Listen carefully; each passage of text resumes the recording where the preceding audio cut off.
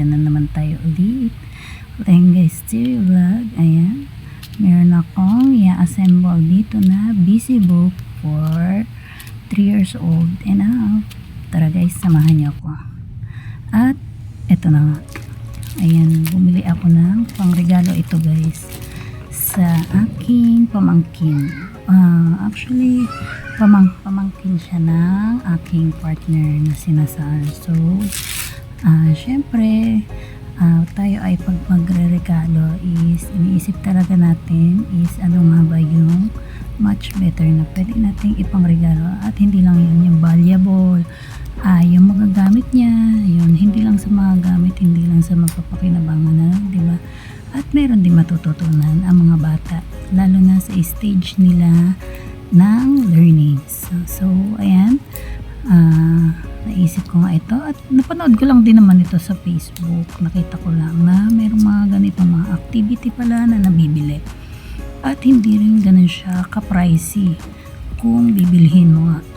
So ayan, nung mag-order lang ako, ang ganda niya guys. Nung ma-order ko siya, kinabukasan, nandiyan na agad. Grabe, ang bilis lang dumating. Mamaya ibababa ko yung ano dyan.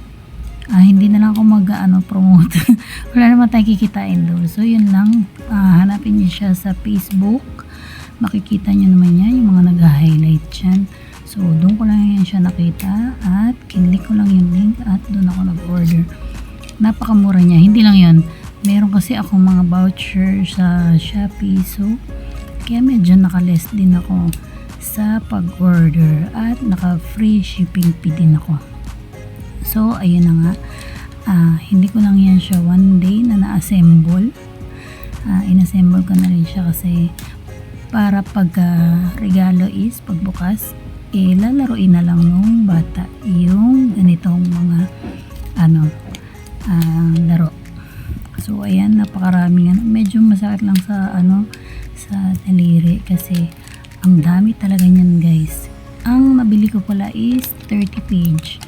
Yung pinakamarami ng page yung pinili ko dahil mura lang din naman at swak sa ating mga budget at magandang pangregalo sa mga bagets. Ayan, kaya yan yung aking pinili. Maganda siya kasi may mga matututunan yung mga bata, memorize, colors, ayun. Kaya ito talaga yung naisip ko ipangregalo para sa kanila. Syempre magandang advantage din to, di ba? Para habang nasa bahay pa lang yung mga anak natin is natuturuan na natin sila before sila pumasok sa school, na para pag tinuruan din ng mga teacher, hindi na sila ganun kahirap turuan dahil na-practice na natin, di ba? Ganun naman yung mga nanay. So ayan, yung iba dyan medyo pinas-forward ko na at pinost-post ko na kasi syempre kung i-record ko talaga to ng bongga, ay nako, inabot na nga ako dyan na maghapon. So nung magising yung mga alaga ko, nag-stop ako, tapos kinagabihan na ako ulit nag-resume mag-assemble ng ganitong books. Ang ganda niya kasi kahit ako na-enjoy ako, sobrang na-enjoy ako na nito assemble. Nakakatuwa rin, nakaka-excite na makita rin yung mga bata na bigyan mo ng ganitong regalo. Ang dami nilang matututunan, magbilang, yung mga colors, ayan, syempre mag-identify ng mga numbers, di ba? Di naman din ganun kadali sa mga bata na matuto sila, pero dahil meron ng books na ganito is napaka-advantage kung araw-araw nating maituturo sa kanila yung ganitong mga activity para sa kanila.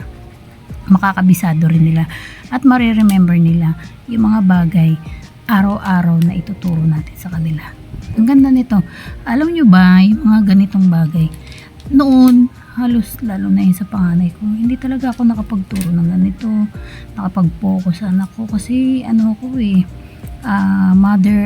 kumbaga mother provider ako ako yung nagpo-provide sa anak ko kung ano yung mga kailangan niya. So kailangan ko magtrabaho, so hindi ko siya talaga totally na natuturuan. Wala akong time din sa kanya dahil nga syempre may araw na gabi ang pasok ko, so wala talaga akong panahon sa kanya magturo ng ganito. Ngayon na lang din ako nakakapagturo sa aking mga bagyetching sa ganitong mga activity. Noon hindi ko nagawa sa panganay ko yan. So ayun na nga. Ayan, may mga puzzle din yan. Tapos animals, yan, mga fruits, veggies. Apakaganda ng ganitong activity. Sa mga, lalo na siguro kung sa mga first time mommies dyan, no? Na makapanood nito is, malay nyo, magustuhan nyo rin at makabili rin kayo ng ganito para sa inyong mga kiddos. Ayun, natutuwa ako. Lalo na ako kasi dati wala akong pambili ng ganito. Dahil ang mahal niya, di ba? So ngayon, no, dahil nga may mga bagetching ako, ayun, nakakabili ako ng mga ganito. Yung gusto ko talaga sa mga bata is, ang mabibili ko is yung may matututunan sila. Parang napagod na rin ako. Hindi naman sa napagod. Ayoko nang bumili-bili ng mga laruan kasi, di ba pag may mga okasyon, birthday nila o something, yung may mga nagraregalo ng mga laruan, di ba? So, lagi na lang laruan, masisira lang, di ba? Bibilang mo na laruan, kinabukas, so umaya-maya, sira na naman, di mga ganang bagay, di ba? So, kaya ang naisip ko is yung ganito na lang. Tsaka kahit sa mga anak kong maliliit, lalo na kay Liam, kay Rio, is madalas talaga ako bumili ng mga learning books, yung mga color, ayan, yung mga may mga numbers, ayan. Lagi ko silang binibilan noon, lalo na pag lumalabas kami. Parang mas gusto ko rin na ma-encourage sila na books ang bilhin nila kesa mga laruan. Kasi, di ba, lalaki rin yan sila, kailangan nila ng matuto at ng mga matuto sa mga bagay-bagay. So, kaya mas gusto ko na nagregalo ako na meron silang matututunan. Kasi laruan, wala, andyan lang yun, di ba? Anytime, makita natin, kasama natin sila sa labas, may makita silang magustuhan, magpabili ng ganito, di ba? Yung mga ganon. Kasi mga laruan, madali lang talagang bilhin. At madali mo lang ibigay sa kanila every time. So, kaya ito, kala mo talaga, first time na nila. Pero, hindi sa first time akong ganito. Hindi. Kumbaga, ngayon ko lang din talaga nagawa yung mga ganito. At saka, ang ganda niya. No? Siguro, dahil na lang din sa nasanay na ako ng ganito. Dahil yung mga alaga ko noon sa Saudi, sa Jeddah. Naku, di naman din ako matalino. Hindi naman ako marunong mag-English. Pero yung mga amo ko dati, bilib na bilib yan sa akin na sa pag-i-English ko. Tapos, ilang buwan lang daw ako nandun. Ang galing ko daw, marunong na ako mag-Arabic. Ayun. Sa kanila ko lang din siguro na-adapt yung mga ganitong, na lagi ako nagtuturo sa mga alaga ko, paano sila magsulat, paano sila magbasa ng English, ganun. Kumbaga sa ating mga Tagalog nga, ayun, sa mga shapes, color, ayan. Siguro doon ko lang din na-adapt sa sarili ko yung mga ganitong bagay. Kasi nang bata ako, hindi ko naman din talaga naranasan yung ganito. Wala akong ganito. Kaya siguro ngayon, sa panahon ngayon, 'di ba? Lalo na sa ating mga new mommies, new mommies generation. Nagugustuhan na yung mga ganitong bagay kasi lalo na, 'di ba? Yung mga hindi pa natin naranasan talaga nung maliliit pa tayo is talagang lagi nating pinaparanas sa kanila ngayon o binibili natin o binibigay natin sa mga anak natin yung mga kagustuhan natin na hindi nga natin naranasan nung maliliit pa, di ba? Ayan, habang di ba? Kita nyo naman guys, alam nyo ba gabi na yan, tulog na yung mga kasama ko sa bahay, so andyan pa rin ako nagdidikit kasi nga nirarush ko na yan dahil alam ko kinabukasan may lakad na naman kami, isasama na naman kami ni partner, so mawawalan na ako ng time kasi para nga pag binigay ko na ito doon sa pamangkin niya, iregalo na is gagamitin na lang niya. O, diba? Ayan, yung mga sasakyan dyan, diba? Ano mo yan, kung saan mo siya ipaparking, parang gano'n, diba? Napakagaling kaya. Tapos, parang meron pang grocery cart, pamimili ka kung ano bibilihin mo, ililipat mo sa cart, gano'n.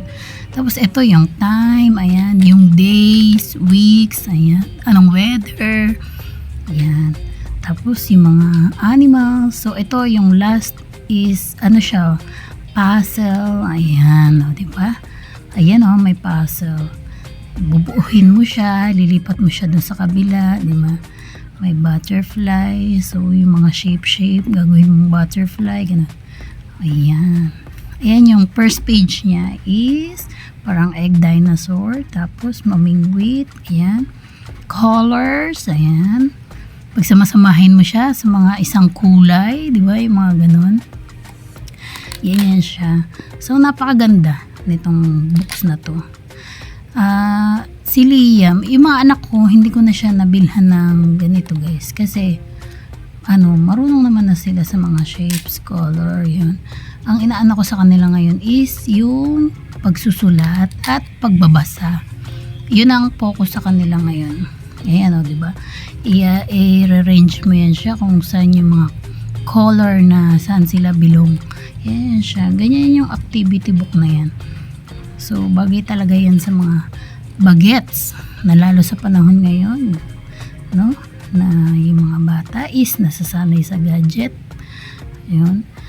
Kaya, para maiba yung kanilang mga, diba? Hindi na sila nakakapaglaro sa labas.